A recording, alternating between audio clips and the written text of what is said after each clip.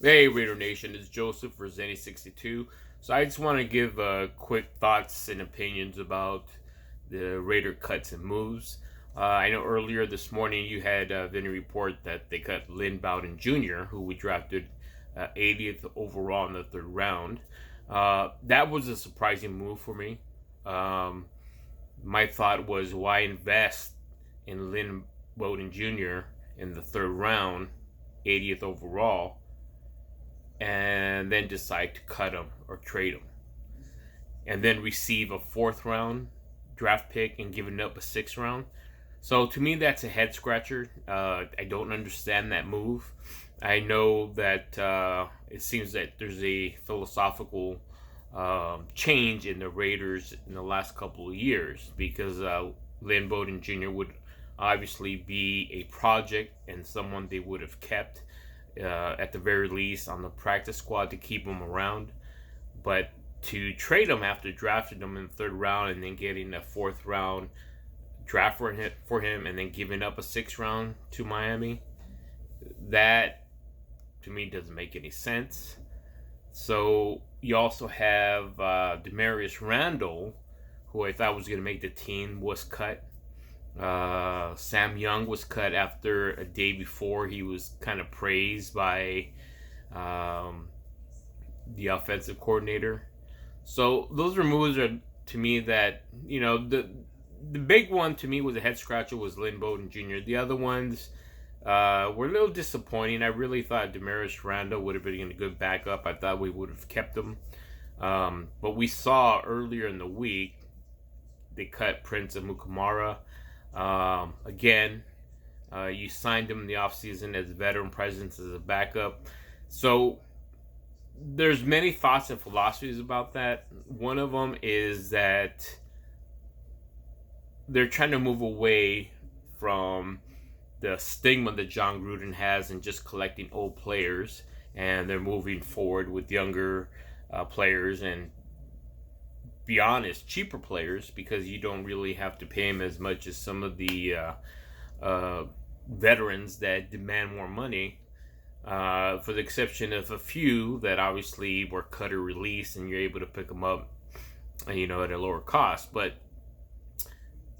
the other thought is that the team that we have is a winning team that's going to fight for a playoff spot and possibly a championship. So if that's the thought process, you got to consider, as many have pointed out, you have the Kansas City Chiefs, who are reigning champs. The Broncos always give the Raiders trouble. And you always have sleeper teams, as Vinny pointed out to me, like the Chargers. And so, though I don't think the Chargers would,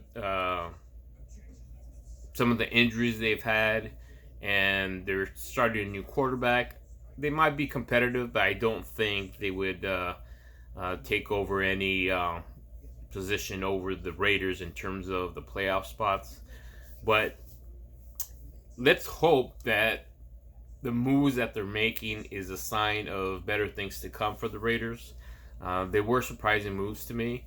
So the other thing that I thought, which is another thought process or another philosophy, is that John Gruden has the fire burning under him. Hey, they're asking him, hey, it's already been 3 years. You got to kind of move forward and do something and stop gathering all these old players, switching out old players. My concern has always been is that there's always a revolving door with John Gruden and his teams. You're always releasing players, getting new players, and how can they adapt to your system if you have a constant revolving door of players into your system, which everybody in the NFL feels it's a complicated system. So how are you going to win if you're constantly revolving players? You praise one player, you praise this player, and then midway through the season or before the season starts, you cut them. So, and then you bring in other players that are from other teams that are completely different system, and they can't just fit in. I mean, they're well-respected players. They have good reputations, but at the same time, you're asking them, according to yourself and as well as the NFL, to adapt to a very complicated system in John Gruden's system. So, and then we question why we're not winning or why we're struggling at certain times throughout the season. So let's hope that these moves that have been made is a sign of things better. Maybe the younger team has really excelled beyond expectations. Let's hope that the team that we put on the field is a winning team and will fight for a championship and potentially Super Bowl in the future. I think realistically we're 1 or 2 years away, but I think we're on our way. So I'm hoping for this season to be a great season for the Raiders, and it's only a matter of time that we find out. It's a week away till Sunday that they take on the Carolina Panthers. Let's hope for success in 2020, and let's go Raiders. And don't forget to like and subscribe on Zenny62.